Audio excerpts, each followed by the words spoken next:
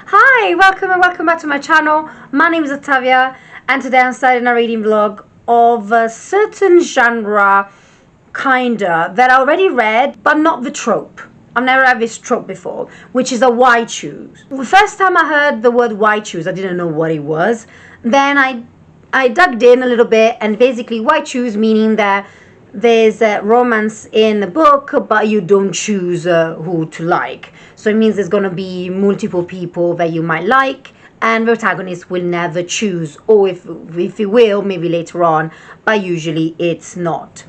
And I am going to finally read a book that everyone has been raving about. They love it. They finished the series, and I want to see if I like it because since I've never read it, I've never read anything like this before, so I want to see my take and see if I can read Why Choose as well books.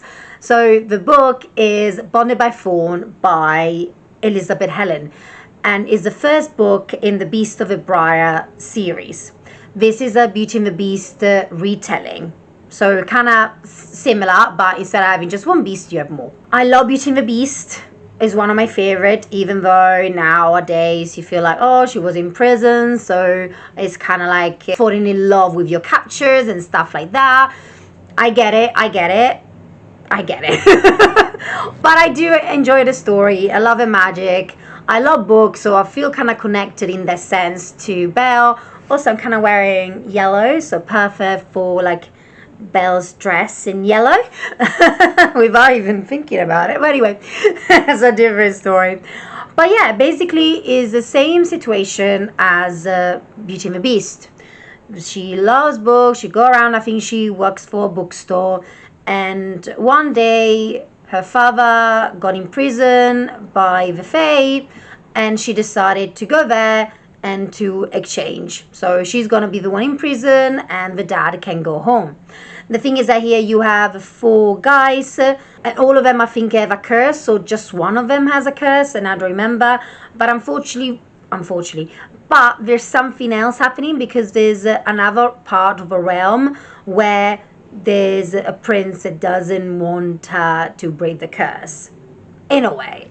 So I'll see how it is. I'm really like open-minded about this book. If I don't like it, then it's fine, I've tried it. If I do, then I can continue the series, or I can try something else. I'm really excited. I'm really excited. So hopefully I will like it, and I'll come back to you once I start reading and I'm maybe like 10% or 15% in, and yeah, see you in my next clip. Okay, so I am 20% in on the Bonded of Thorns book, and I don't like the writing. I don't like the writing style. I think it's like a little bit too, not really childish, but it's written in a certain way that I don't particularly like. At the moment, it's really fast-paced though, and I'm gonna continue reading it because I just want to see the situation of the why choose. And we already, that she's now imprisoned in there because, of course, she changed, she exchanged herself with her father, so because her father was imprisoned. And we can see that the father has some kind of necklace, and I don't know, there's gonna be something about that for sure. I don't think it's a spoiler anyway, because anyway, it's basically the same thing of Beauty and the Beast, and I think from this point it's gonna change. I think there's already 2 or 3 men that we saw, so we will see how it is. I think one of them we kind of saw it in a little bit, but I'm not sure exactly who he was. Person that is kind of like the Gaston, which is Lucas, is horrible, disgusting. I don't know why Belle, or I think Rosalina, I think something like that, she was attracted to him, because it's disgusting also what he did to her. I didn't get it, but we'll see how it's gonna go. I'm gonna continue anyway, even though I don't like the writing style, just because I want to see why everyone loves it, and I think I just want to go into more deeply. I don't want to DNF it now just because of a writing style. I just want to continue.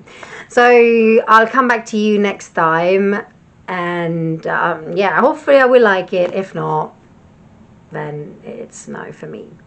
Okay, long time no see. So I'm actually at work. I'm gonna start in a few minutes, but I want to talk to you about Bonnet of Thorns, which I'm reading and I'm now 58% in. And I'm doing on my phone this video, so I don't know where to look, if I have to look there or there. But anyway, so I have still problem with the writing style. I think it's not my fave, but it has picked up. It's really interesting. I'm quite enjoying it. It's really fast paced. There was a little bit of like, sex scene in there, which I really enjoyed. It was done really well, in my opinion. Not a lot of things have happened, because Rosalina, she's basically stuck in this castle and helping them to break the curse, even though from the four princes, one of them actually doesn't want to. So there's this kind of mystery towards this guy. So we don't know exactly also how it happened. Yes, we know kind of more or less how this enchantment happened, but I think there's more into it because there's a lot of things like coming up in there. But to be honest, I'm quite enjoying it. I wasn't expecting it. I don't think it's gonna be my favorite book ever that I read, but it's entertaining. And sometimes you need books like this that are actually really entertaining. But yeah, I think also like people will be like, oh, I prefer this guy than this guy. And at the moment, I have no idea which one I prefer, because at the moment they seem a little bit mellow, all of them. Yes, you see a little bit of the traits of each of them. Maybe Kel is a more mysterious one. Everyone don't remember the name. The Tin Man, I don't remember the name. It seems a little bit quite, I don't know, still we don't know yet for him. Dayton is basically like, is one of those people that I would never go to. But anyway, that's another one. And then Farron is usually the kind of guy that I go towards because he seems more of a literate person, like being in the library and stuff like that. But at the moment, I don't have any preferences. I don't dislike them, but I don't like them. So we'll see later on how it's going to be. But yeah, what else to say? I think I'm in a part where also we saw another prince, which is the prince of the below, which is the bad guy. And basically, I think it's not a spoiler because you can see in the first few pages that there's this fawn that are all around this castle. He's the one actually that plays those fawn there because he's the Princess of Thorns, hence the name. And also another thing is that this castle divided in the realm of spring, summer, winter, and autumn. So each prince equal one specific season. So yeah, it's kind of like a reminiscent of Akata, taking inspiration from it. But of course, there's many other ones that did the same, and it's completely normal, and it's usual normal to do that, divided by seasons. But yeah, so far so good. I'll come back to you when I read a little bit more. Okay, so I have finished Bonnet by Thorns by Elizabeth Helen. So, first of all, I actually didn't know that Elizabeth Helen was a name of two sisters. I don't know how these two sisters actually wrote a book like that together. I think it's quite unique and different. But other than that, I finished it and I actually enjoyed it. I gave it a 3.5. Like not nearly 4, but 3.5 because it was really entertaining, really fast-paced. I didn't like the writing style in the first part. The other part, I understood like the writing style, so it was fine. But at the same time, there was like some problems in it, which at the moment I can't explain. But at the same time, it's like a little bit too easy in a way. It wasn't repetitive at all, but what I didn't like is like the girl Rosalina in some areas was like too much like naive, and she was 25. And to be honest, someone tells you to not do something, you shouldn't do it. Of course, because it's a book, of course the person would do it, but then for how things she was thinking about, I just didn't get it. In terms of the four guys, I don't know which one I like. And to be honest, this book I didn't get the why choose kind of thing. Yes, of course, you see like relationship between other people in there, like between the princes and stuff. At the same time, like, yeah, I think she likes them all, but it's not like a love situation that she has for all of them. It's more like attachment in a way at the moment, or maybe I didn't understand that. I don't have a favorite at the moment. I think like Kildarian is at the moment is not really my favorite, even though he's the one that there's problem because of him. Dalton, yeah, it's okay. The other guy I don't remember now, the Autumn Prince, is okay. The one that I wanted to get to know more about is the Prince of Spring, the Tin Man, or I call him Mandalorian because he had this kind of helmet on. I want to know more about his story. I think he's a little bit more of an interesting character than the other ones. But at the same time, I don't have preferences. And I want to know more about the Prince of Thorns, so Caspian. But if not, everything else is a little bit there. But at the same time, I really want to continue the series because it was really fast-paced, like I said, really entertaining in a way. So I'm sure I will continue and finish it. And I just want to understand if I like the why choose situation. And for what I'm thinking is that the why choose gonna go in a certain way. So it's like, okay, the girl loves every single guys and the guys loves her, and then there's a relationship between them.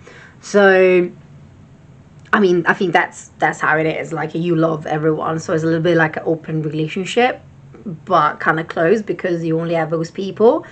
But we'll see in the second one. I'm sure in the second one there's gonna be a lot more, and I can kind of see if I do like that sort of story or not. To be honest, at the moment, the sex scene or the love scene that we had were really good. They're written really well, and that's why I'm like, how the two sisters managed to write a story like that. Because if I had a sister and I would decide to write a book like that, I think I would feel really uncomfortable. I think Elizabeth and Helen have a good relationship in terms of that, which is great. But it's quite interesting. Anyway, but yeah, so the story is basically about like I was saying before, like a Beauty and the Beast. So you kind of see everything in there until basically when, and this is not a spoiler if you know the Beauty and the Beast story, is basically where it finishes, where the Rosalina is brought back to her actually place, like Orca Cove, I think it's called. But yeah, and then it stops. There's, I think, a hint of something that might have happened, and that's why she's back there. But at the same time, just there's a lot of plot twist in there. But listen, I enjoyed it. I will continue it and see if it's progressed. I think they preferred the other one better than the first one, so we'll see myself if I feel the same or not next time. But yeah, I enjoyed it. Let's see. I think I should read more books of why choose, just to understand the genre itself. Would I consider this one a romantasy? I think, don't know. I don't know, because yeah, I think so. I think it's a romantasy, but still is a kind of name, like genre, that I still don't get. But oh well. Oh well, let's just leave it like that. Anyway, thank you so much for watching this video. I hope you enjoyed it, and let me know in the comment below if you read this book or the series and what are your thoughts. And please like this video, subscribe to my channel. You can find everything in my bio where to find me. I have Instagram, I have TikTok, and I have Goodreads as well. And yeah, I'll see you in my next video. Bye, ciao.